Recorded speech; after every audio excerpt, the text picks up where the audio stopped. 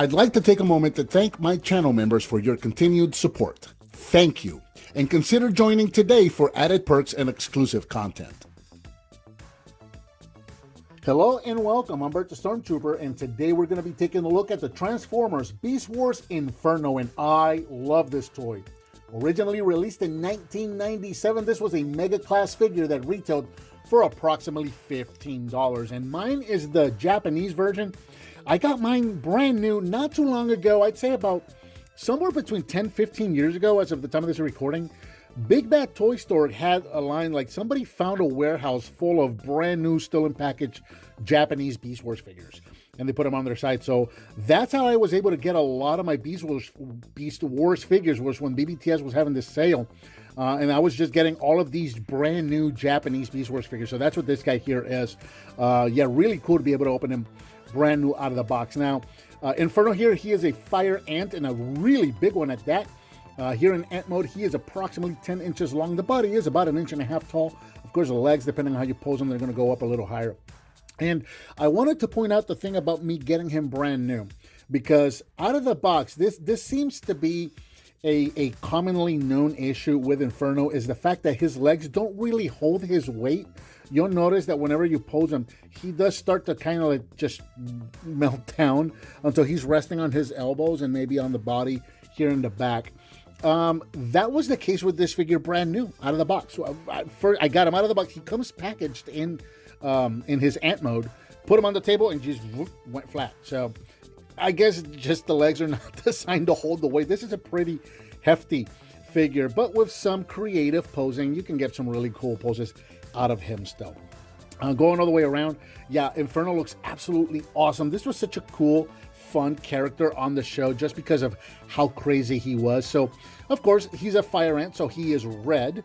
And a lot of the detail, or not detail really, a lot of him is done in translucent red plastic. You can see the head is translucent, the body here is translucent, the front of these legs, the back here, this is all translucent red plastic, and the back legs are all translucent red. Really, really cool. Then you've got the silver mandibles, you got that metallic purple there on the eyes, and then you got that turquoise here on the body and along the back of the ant itself. Really, really cool. Taking a look underneath, again, it does a pretty good job of hiding the robot parts. If you didn't know what you were looking at, I mean, if you know what you're looking at, you can kind of point them out, but if you don't know what you're looking at, yeah, you wouldn't know that there's a robot under there, which is really, really nice. Articulation-wise, he's articulated, like I mentioned, but you're not going to get a whole lot of posing out of him because of the fact that his limbs just don't hold his weight all that well. I'll try and move his legs around some and see if we can do something with him. And just kind of bring these down some without popping that ball joint. These legs are all on ball joints, so they are going to move all over the place. But again, you just kind of got to work with that weight. So yeah, actually, he's doing a pretty good job right there of holding his weight up just because of how I have him. That's actually kind of a rare thing for him to do that. And that plus the fact that it's on camera, because usually when I'm doing anything on camera, it doesn't go right. Yeah, his legs are supporting his weight. That's incredible. Okay, I'm glad I got that on camera, because otherwise nobody would ever believe me. The legs are on ball joints here on the back and also on the mid sections. These are on ball joints. These legs are all one piece. These are also on ball joints. And then these front legs are on ball joints here at the base and also in the mid section right there. The head doesn't really move. You got these antennae here. You can move these up and down. And you got the mandibles right here. You can use this little lever at the top of his head to open and close his mandibles. Now, this brings in the launching gimmick, or the weapon launcher gimmick, that is going to translate into the robot mode. I don't think it's supposed to work in ant mode, but we'll show it off anyway. So he does come with two missiles, and it's these back legs right here. So you can pop these right out. And of course, that's going to just completely mess up the ant mode. But if you open the little launcher right there, the mandibles, this is the launcher right in there. You can see the little spring right in there. So you'll be able to just pop this in there and then get it all, push it all the way back until it locks into place. And then by pushing forward on that lever, that's going to shoot out that little missile. So that's pretty cool. And then again, we'll see that a little more in detail when we get into the robot mode. But even though it does break up the look of the ant, as you saw, it can be used in ant mode. Now I want to see if I can get him standing up again the way I had it a moment ago, because it was really neat that I actually got him to do that. Yeah, there he goes. He's standing up one more time, supporting his own weight. We'll bring him back here, and just for comparison, here he is with Transmetal's Scavenger, which, honestly, I don't know why they didn't name this guy Transmetal Inferno. This just seems like the natural progression, like Inferno was going to become this guy right here, and for some weird reason, like this guy, even when you put him in robot mode, it's very obviously the same character, or at least it's intended to be the same character. I don't know what happened there. If they just decided not to use Inferno for the Transmetal, or we could make one of those stories up. You know how sometimes like Bumblebee, when he evolved, he became Goldbug, they changed his name. So maybe Inferno, when he became a Transmetal, changed his name to Scavenger. I don't know, something like that. But to me, in my head, these guys are the same character. So I like to show them off together. Let's bring this guy right back here, back in the center. We'll start working on the transformation. And transformation for this guy is relatively simple. Make sure that we got the camera moved up quite a bit there. Let's see, we're going to start back here. Let's move the legs out of the way. We're going to start back here with the butt of the ant right here. This is on a hinge. Go ahead and move this all the way up and over, and then it's going to kind of soft lock in place so that it's kind of pointing straight up like that, if you see. And then if we go underneath the ant, you're going to see that the hips are split here. These are on a double hinge. So just double hinge these down. And you're going to see that there is a little latch system right here. So we're going to just latch these two halves together. That's going to bring that in. Bring the legs down. Rotate them at the knee. And then bring the ant leg all the way up to form his foot and his shin right there. Same on this one. Bring that, turn that, and bring that up. And that's pretty much his lower body all done right there.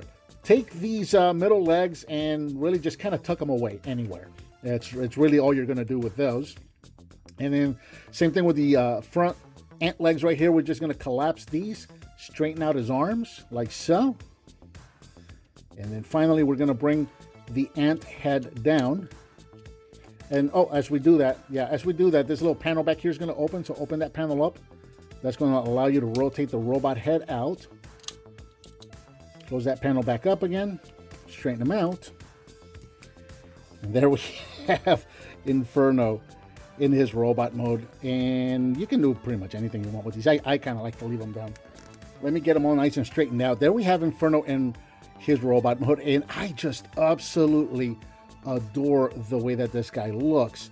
I am going to have an issue here with loose ball joints on the knee, so let me just try and get him to a place where he is going to stand. And I think I got him. I think I got him, at least for now, for this shot here. He's standing up here in robot mode. Inferno is approximately 7 inches tall. And yeah, and then right away I'm going to move him.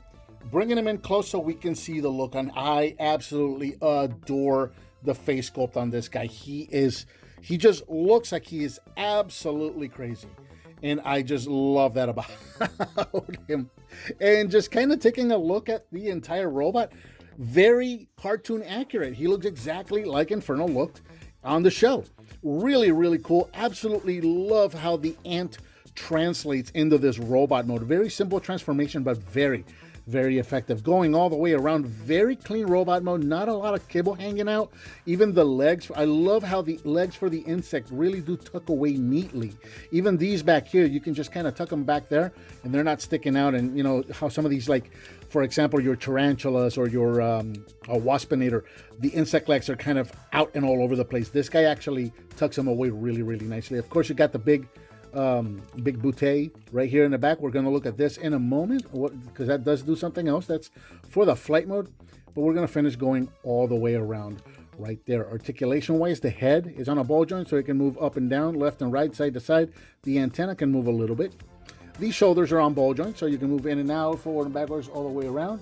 The elbows are also on a ball joint, so you can bend those and turn them all over the place. The hips are on ball joints. Pretty much all the articulation on this guy is going to be on ball joints. The knees are also on ball joints. So again, lots of posability if the ball joints can actually hold. All right, so let's take a look at the weapon real quick. So we can pop that off right there. You remember we used the mandibles here for the ant earlier for a weapon. So you can actually pull this entire thing out And you got two ways about this. So let me just set him down for a second. You can actually use that peg right there and use, yeah, there's a little port right here underneath the arm. So you can use the weapon like this if you want to use it. That does kind of break up his chest. You can also actually just completely slide out the firing mechanism and then put this mandible part back in. And I think, for me at least, this is what looks, I think it's intended, I think the weapon is intended to look like the front part of the ant mandible. I think that is the intention, but I don't like, personally, just me, I don't like the way it breaks up the ant mode or the ant head and the robot mode rather. So I kind of prefer this. He's not going to stand, I'm just going to let it be. There you go, there's a little weapon right there. So again, use that little peg right there. You can put him into the port underneath his wrist right there. And there you go. There is his weapon loaded up and ready to go. And again, we can take any one of these legs from the front of his legs, pop that right in there, and make sure I'm facing that the right direction. There you go. So that pops right in. It's spring loaded, and then you just hit the little button, and it's going to shoot that off. It's got pretty good power on that too. That spring is pretty good. So let me just pop that one back in place there. So that's the weapon. Now let's take a look at flight mode. This is absolutely crazy. So he could actually fly on the show. And we're going to want to move some stuff here out of the way. So let me just do that. And this back part of the ant here, this is going to open up into 4 parts. And this is just going to kind of create like this, almost like a propeller with an engine back here with a turbine, which is really, really cool. And this thing is absolutely enormous. There is a rub symbol right there. Let me see if I can get that going for you guys so we can see a little Predacon symbol right there. And then, of course, yeah, as you can see, these open up and this does still continue to spin. Let me move his arms out of the way there. So all of this spins like that. And this is how the flight mode worked on the show, right? He had this, the back of his ant would open up, that would spin. It was kind of like a propeller. And then this was kind of like a turbine that would propulse him, and he would just kind of fly around like this, which is really cool. This does have a spring-loaded gimmick. I don't know what's going on with this panel back here. Suddenly it doesn't want to stay closed. So you see that button right there. This also rotates, and you got this little button right here. So this is all spring-loaded on this button. So if you want to, you can just hold this and then hit that button, and that's going to spin. So you can hold them from the turbine and then hit that button, keep hitting that button, and there you go. You got yourself a flight mode for Inferno right there, which again is it's show accurate. That's how it was on the show, which is absolutely amazing. Now this panel, the same panel that has the rub symbol, has a little hole in there. That's to accommodate for that little button right there. So that's the way you want to put that in there. Then you got 3 little pegs right here, and that's going to accommodate into these little ports right there. So you can close everything back up, keep it neat. And there you go, you're all set, and you're back on the ground and ready to battle some Maximals right there. Bring the camera back down again. We'll do a couple of, well, just one comparison. One more time. Here he is with Transmetal's Scavenger. So I think it's Transmetal, not Transmetals. I don't know. Anyway, this guy. So you can see what the two of them look like together. And again, look at the faces for these guys. Look at that grin. Look at those eyes. The 3 dots on the forehead. I mean, everything about this tells me that this was intended to be an evolution of this guy. So yeah, and that's why I absolutely love both versions. To me, in my head, they're the same guy. Maybe he changed his name, whatever. I don't know. I don't care. It's the same character as far as I'm concerned. And I absolutely love both of them. They're just fantastic. This character was absolutely fantastic on the show. And both of these toys are just absolutely fantastic. So yeah, this is definitely, again, if you are a fan of Beast Wars and you do not have an Inferno, this is an absolute must-have for your collection. This is such a beautiful figure. It's very cartoon accurate. It's got a lot of playability with the weapons, the mandibles, the flight mode, all of that. The only issue with this guy is that the ball joints do tend to get a little soft, and then he has issues supporting his own weight. But other than that, yeah, this is definitely a must-have for any Beast Wars collection. And I think that about does it for the Transformers Beast Wars Inferno. What did you think of this figure? Let me know down in the comments. Give me some thumbs up. Subscribe and hit that bell icon so you're notified when I upload a new video. I've got a donate button up there, and I also now offer channel memberships. If you want to do either one of those, I would greatly appreciate it. Please share with your friends if you like what you see, and I'll talk to you next time.